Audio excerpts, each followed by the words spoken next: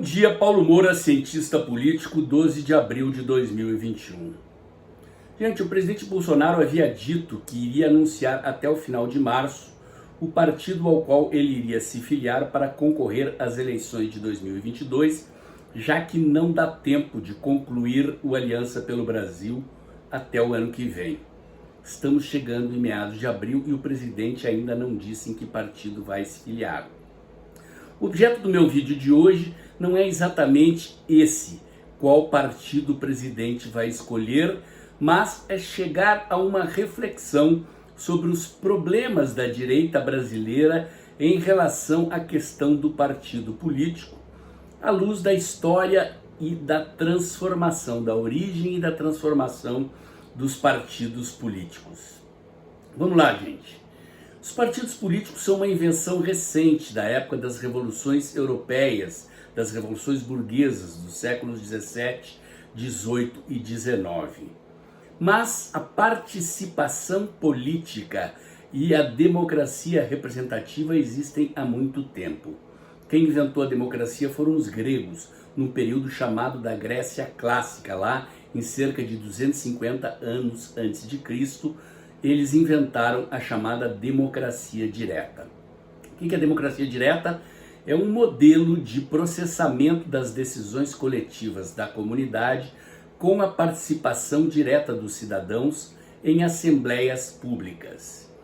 Direta por quê? Porque não existe delegação de representação, ou seja, os gregos se reuniam em assembleias e cada cidadão discutia e votava levantando o braço nas assembleias, sem delegar mandato para que alguém o representasse, por exemplo, numa instância como um determinado poder legislativo existente hoje. Hoje e em Roma. Mais ou menos nessa época, 250 a.C., os romanos invadiram a Grécia e os romanos tinham por hábito absorver a experiência cultural dos povos que eles conquistavam. E a Grécia naquela época era uma das civilizações mais adiantadas que existiam. Os romanos então beberam na fonte da sabedoria grega e aperfeiçoaram o sistema, criando a chamada democracia representativa. Em Roma, uma cidade que chegou a ter mais de 1 milhão de habitantes, a República Romana possuía um Senado. E faziam-se eleições mais ou menos aos moldes das eleições que existem até hoje. Mas não existiam partidos políticos. Os senadores eram legisladores eleitos pelo povo. Então havia lá o imperador, que estava acima de todos, o Senado, que era um poder da República Romana encarregado de representar o povo e redigir as leis, as legiões. Naquela época, para os romanos, a força armada era um poder do império, e assim funcionaram os romanos, então criando uma sociedade com leis escritas, instituições jurídicas e políticas e administrativas. O modelo de democracia que nós temos hoje no Ocidente, de certa maneira, foi copiado dos romanos. E ele nasceu com o surgimento das democracias ocidentais, depois do fim do período do absolutismo que sucedeu o feudalismo na história da humanidade. Os revolucionários dos séculos 17, 18 e 19 se depararam com a necessidade de criar um novo sistema político. No caso específico da França, por exemplo, em que eles decapitaram o rei, ao contrário do que fizeram os ingleses, que deu origem ao regime parlamentarista, os franceses ficaram sem a monarquia. O poder máximo da República Francesa era, na época, o poder revolucionário, a Assembleia Nacional Constituinte. Não havia partidos políticos nessa época. Como é que funcionava a coisa? Era mais ou menos assim. Imaginem a França revolucionária, o povo revelado por todo lado, decapitaram o rei e definiram a criação da Assembleia Nacional Constituinte, ou seja, um corpo de legisladores, a imagem e semelhança lá do Senado romano, para criar as leis da França republicana. Como é que eram eleitos os representantes do povo para a Assembleia Constituinte? Eles não eram eleitos como os deputados de hoje, com mandatos de 4 anos. Então o povo se reunia em assembleias nas comunidades e elegia delegados, ou seja, delegado por quê? Porque o povo delegava a eles o poder de ir a Paris, na Assembleia Nacional Constituinte, votar as leis da nova Constituição de acordo com as propostas que eles haviam defendido nas assembleias, nas comunidades. Então o sujeito queria ir a Paris representar a sua cidade, a sua comunidade, ele dizia: vote em mim porque eu vou a Paris e vou defender que sobre tal assunto, sobre propriedade privada, a lei deva ser assim, assim, assado. Então o sujeito era escolhido e ele ia a Paris, participava da Assembleia Legisladora e votava apenas exclusivamente naquilo que ele havia recebido delegação para votar, né? Hoje em dia os mandatos parlamentares eles têm uma liberdade, né, de votar lá o deputado eleito conforme ele acha que o seu representante votaria se ele estivesse lá. A ideia de delegar a representação está assentada neste fundamento. Como a sociedade é muito numerosa, há muitos habitantes e não há mais como reunir todo mundo em praça pública, nem num estádio de futebol caberia tanta gente quanto tem na maioria das cidades do mundo hoje, nós então delegamos o mandato para que alguém nos represente lá, supondo que lá na Assembleia Legislatura ele votará como se fôssemos nós, como se nós votaríamos se nós estivéssemos lá. Pois bem, como é que nascem os partidos políticos então? Bom, com a sucessão das assembleias, determinados indivíduos votavam de forma parecida em cada votação. E em função dessa sucessão de votações em que eles se agrupavam pela maneira como votavam, ou seja, eles concordavam entre si, eles começaram a se organizar em pequenos grupos de deputados com ideias parecidas. Então, isso deu origem aos partidos nos parlamentos. Um movimento similar aconteceu na sociedade, ou seja, já que lá no parlamento os nossos representantes votam dessa forma, votam parecido, concordam com essas ideias, vamos nos organizar aqui na nossa cidade, aqui na base da sociedade, para eleger representantes que pensam como nós.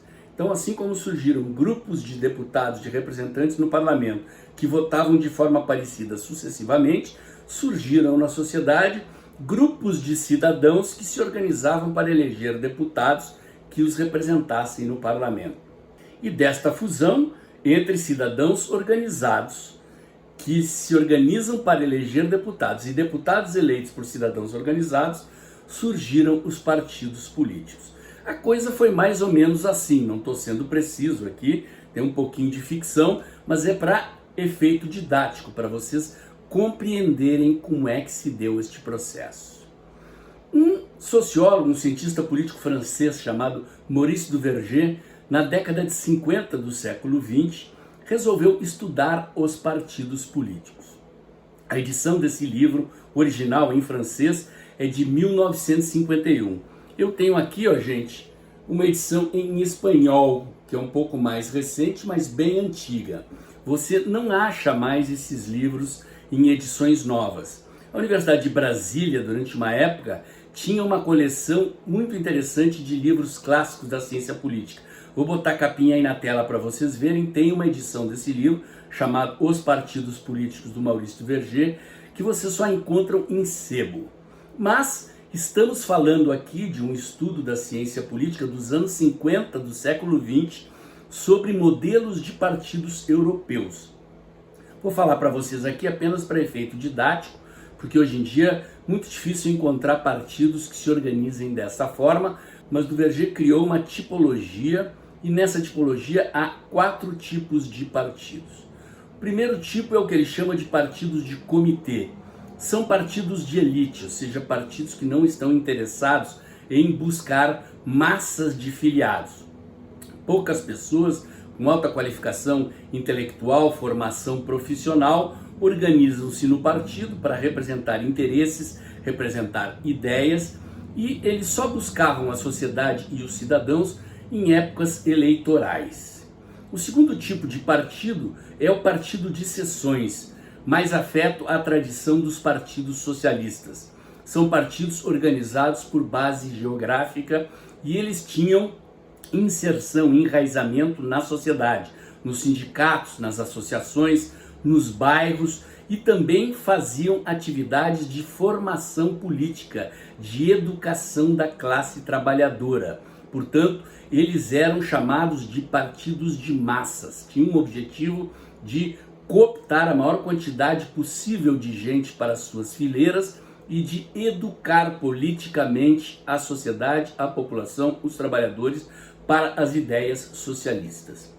Depois, os partidos de células, mais ligados à tradição dos partidos comunistas.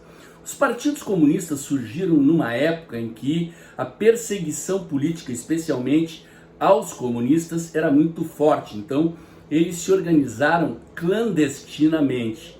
As células são organismos de poucos ativistas que, em geral, se conheciam apenas por um codinome, um nome de guerra, se reuniam secretamente, se organizavam por local de trabalho, por fábrica ou eventualmente por base geográfica e definiam ali diretrizes para a luta política. Como eram partidos comunistas, revolucionários, as discussões se davam em torno de greves, mobilizações, manifestações, enfim, sobre como fazer a revolução. Eram partidos também de quadros, partidos de elite, ou seja, militantes que estudavam muito, estudavam o quê? Teoria marxista da revolução, o leninismo, né? O teórico desse tipo de partido, desse tipo de organização, foi o Lenin. Na época da Rússia revolucionária, o czar russo, o regime russo, perseguia muito os comunistas, então eles se organizavam desta forma para fazer a revolução. Hoje em dia, praticamente não existem mais partidos que se organizem dessa forma.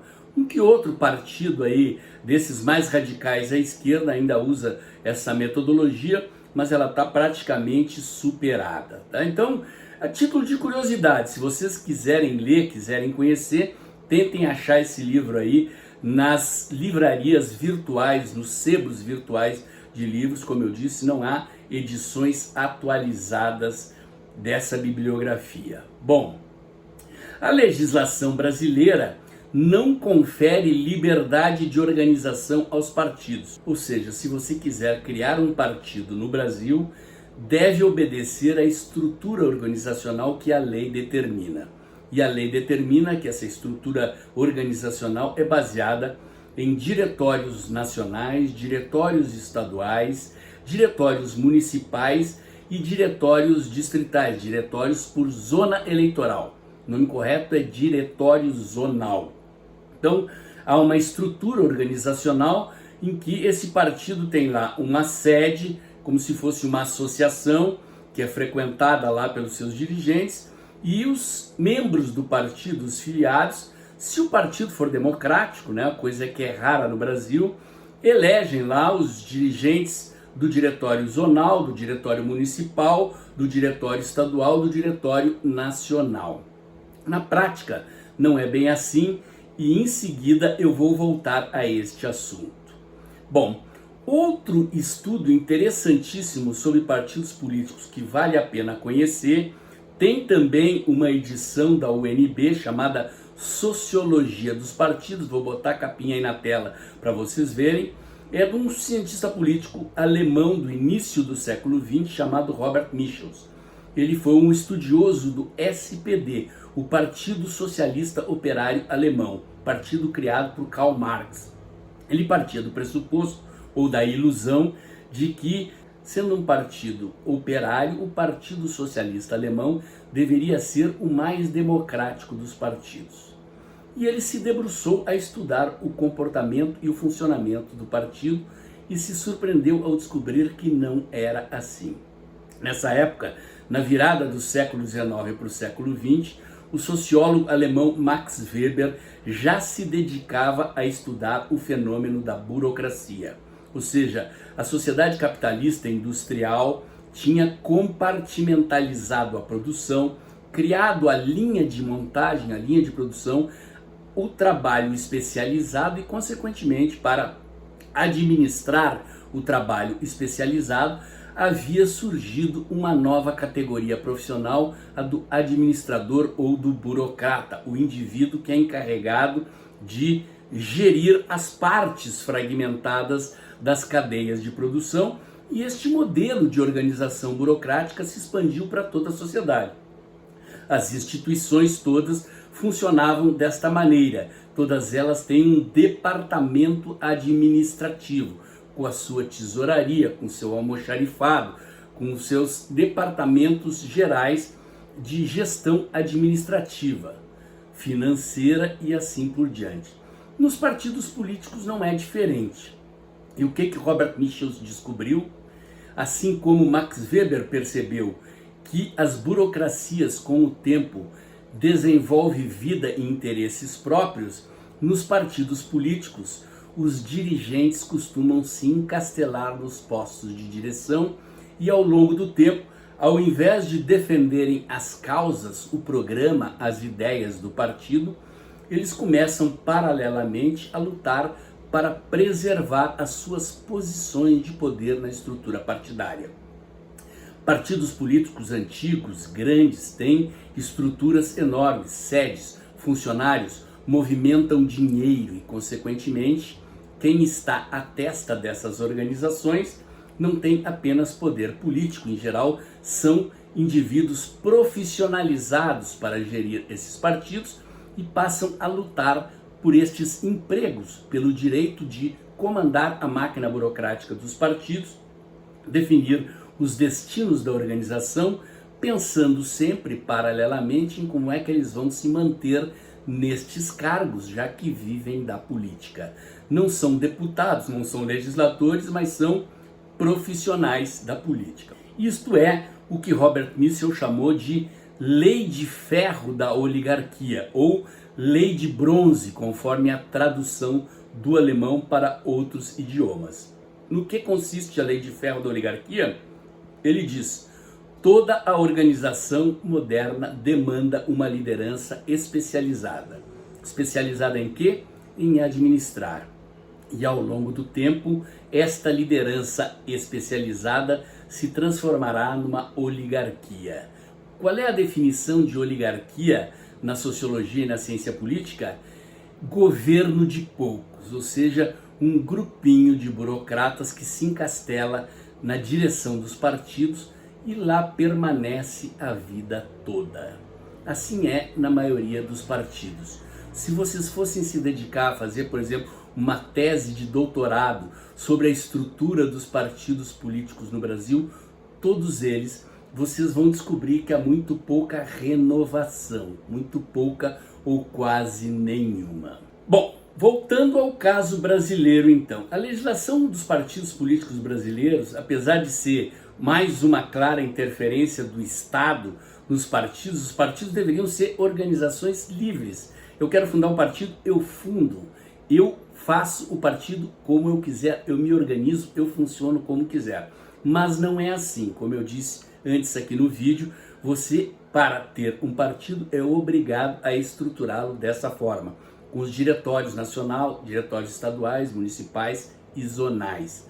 Se você não obedecer esta organização, você não consegue legalizar o partido. O PT, na sua origem, chegou a tentar uma estrutura paralela ao estilo dos partidos socialistas de seção. Existiam lá os núcleos do partido, núcleo de bairro, núcleo de fábrica, núcleo do MST, o núcleo dos negros, das mulheres, dos jovens e toda uma estrutura paralela que funcionava. Então o partido tinha uma estrutura legal para responder à legislação, mas essa estrutura paralela era que comandava de fato a lógica de funcionamento do partido, e depois eles formalizavam, segundo a legislação exigia, os procedimentos, as atas das reuniões nessa estrutura oficial que a legislação exige. Mas isso acabou. À medida que o partido foi chegando ao poder, foi ocupando postos burocráticos no Estado, ele virou um partido igualzinho aos outros, com a sua burocracia, com a sua lei de ferro própria da oligarquia. Sim, os dirigentes do PT, como em outros partidos, também são um bando de burocratas funcionários do partido que que lutam para se perpetuar nos cargos de comando. No Brasil, a legislação, apesar dessas regras, sempre foi muito flexível. E no Brasil nós temos um problema, que é o financiamento público dos partidos.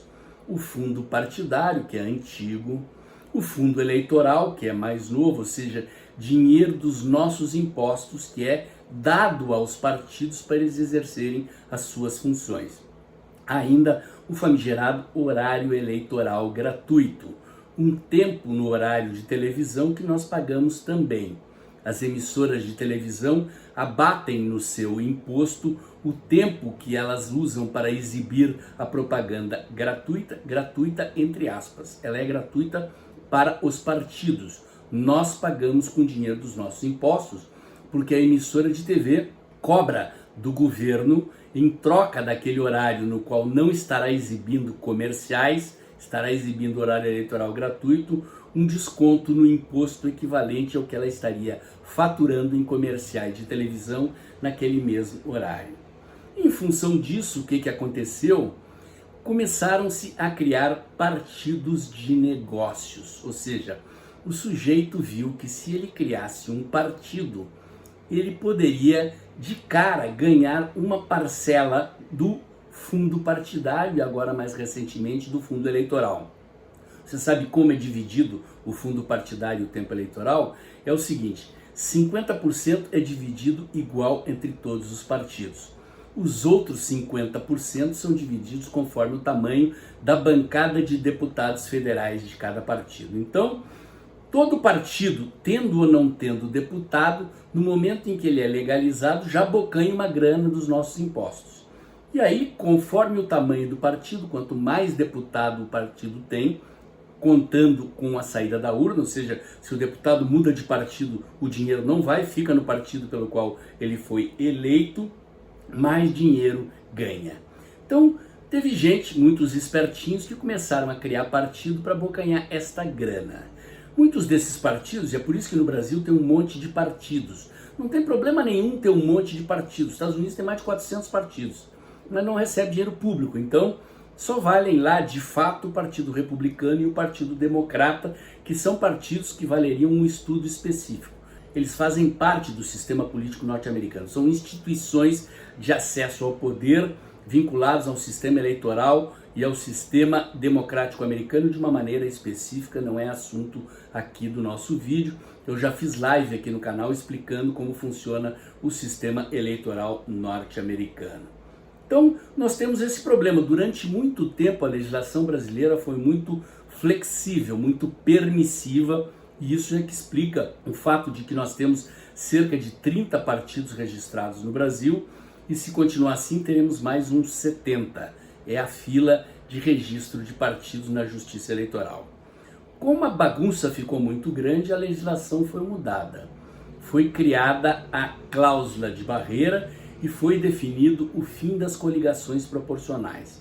Coligação proporcional é um artifício no qual os partidos pequenos, essas legendas de negócio que não elegem nenhum deputado, pegavam carona nos partidos grandes. Então, eles sentavam com um partido grande e diziam assim: eu te deixo usar o meu tempo eleitoral de televisão, do horário eleitoral gratuito, e nós nos juntamos para fazer uma bancada de deputados. Então, a coligação passa a funcionar como se fosse um partido, e o candidato de um partido pequeno, que nunca se elegeria, termina se elegendo na carona de um partido grande. Há um outro joguinho aí, que é do voto proporcional, que faz com que a gente vote num candidato e o nosso voto vai parar em outro. Isso acontece graças ao quociente eleitoral, que eu não vou explicar aqui, já expliquei em outros vídeos, e essa questão das coligações. Pois bem, as coligações na proporcional foram proibidas e foi criada uma cláusula de barreira. Portanto, se numa sequência de eleições, a partir desta última que passou até as próximas, o partido não conseguir eleger uma determinada quantidade de deputados em 9 estados da federação e não atingir, eu não me lembro exatamente o percentual, 1 ou 1,5% dos votos nessa mesma quantidade de estados, ou seja, se o partido não consegue formar uma bancada nacional com pelo menos um partido em 9 estados, ou seja, pelo menos 9 deputados, ou não consegue fazer pelo menos 1% dos votos em 9 estados da federação, eu acho que é isso, gente, tá? Desculpem aqui a imprecisão, esqueci de pesquisar antes de entrar aqui, mas se vocês derem um Google aí, vocês vão descobrir qual é a regra da cláusula de barreira e vão saber que ficou muito mais difícil viabilizar partidos pequenos, partidos novos. O espírito da lei é, portanto, dificultar o surgimento de novos partidos. E é isso que causou o problema para a Aliança do Brasil. Sem falar, inclusive, que o TSE tem má vontade. É bom lembrar, os dirigentes do TSE são membros do STF. Imagina que eles iam ser simpáticos à criação de um partido político conservador ligado ao presidente Bolsonaro. Esta é a situação que temos, por isso temos extrema dificuldade de criar novos partidos. Para mim seria muito simples enxugar o número de partidos. Basta acabar com o fundo partidário, o fundo eleitoral e o horário eleitoral gratuito de televisão. Assim, sobrariam apenas partidos que de fato têm por objetivo representar ideias, programas de governo, representar interesses da sociedade e não interesses de picaretas que querem meter a mão no dinheiro público. Essa é a realidade. O fato é que surgiu um enorme movimento conservador no Brasil a partir de 2013 e 2015 com o impeachment da Dilma. Esse movimento hoje é o que dá sustentação ao governo do presidente Bolsonaro. Temos aí uma fatia enorme da sociedade brasileira, somos cerca de 30% de conservadores politizados na sociedade brasileira e não temos um partido para nos representar. Está aí o presidente Bolsonaro correndo de um lado para outro, sentando com picaretas que são os donos dessas pequenas legendas e tentando resolver o problema da legenda pela qual ele vai concorrer. Eu já fiz um vídeo aqui no canal quando o presidente estava paquerando o Partido da Mulher Brasileira, explicando algumas das diferenças entre legenda e partido político. Vou botar o link aqui em cima, sugiro que vocês vejam. De fato, o que o presidente está fazendo não é construir um partido, é procurar uma legenda para se eleger. E este é o grande problema dos conservadores brasileiros. Tudo indica que vamos encarar as eleições de 2022 de uma forma não muito diferente daquela que concorremos em 2018. A la louca, a Miguelão, de qualquer jeito. O presidente entra no partido, vai lá um bando de maluco interessado em virar deputado, se filia no partido correndo, sem capacidade da gente controlar quem vai entrar um monte de picaretas. E partido político, gente, é outra coisa. Partidos políticos deveriam ser organizações complexas, com seus departamentos, com gente dedicada a fazer trabalho de enraizamento na sociedade, de fazer educação política da sociedade dos trabalhadores, de arregimentar técnicos qualificados para elaborar políticas públicas, para assessorar os governos, para assessorar os legisladores. O partido deveria organizar a bancada de representantes no parlamento para que a atuação seja feita de forma mais eficiente, não cada deputado para um lado fazendo o que quer, mas representando as ideias do partido, defendendo projetos de lei, programa de governo no parlamento, fazendo oposição ou dando sustentação a governos. É assim que a coisa deveria funcionar no mundo dos sonhos. Infelizmente, não é o que temos e eu não estou vendo luz no fim do túnel, não está me parecendo que teremos. Esse era o comentário de hoje. Se você gostou, se você acha que aprendeu alguma coisa nova sobre a história dos partidos políticos, a origem, a transformação dos partidos políticos e sobre a bagunça que é o sistema partidário brasileiro contemporâneo e os problemas que nós conservadores temos para nos organizar em partido, faz um pix aí, ajuda o canal a crescer. A sua doação, o compartilhamento dos meus vídeos são fundamentais para expandir esse canal, cujo foco é oferecer a você análise política posicionada no campo conservador, à luz da ciência política, à luz da teoria da comunicação e botando um pouquinho da minha experiência de 44 anos na política a serviço de espalhar conhecimento para você. Se você gostou, curte, comenta, compartilha, bota o dedãozinho lá, aperta o sininho para o YouTube avisar você quando tem vídeo novo no canal, inscreva-se no meu canal, inscreva-se também no meu canal do Telegram, o Dextra by Paulo Moura. Lá diariamente eu posto os links das notícias e análises do meu site, o dextra.jor.br, e logo cedinho da manhã os links dos vídeos que eu posto aqui no canal. O vídeo de hoje era esse, até o próximo.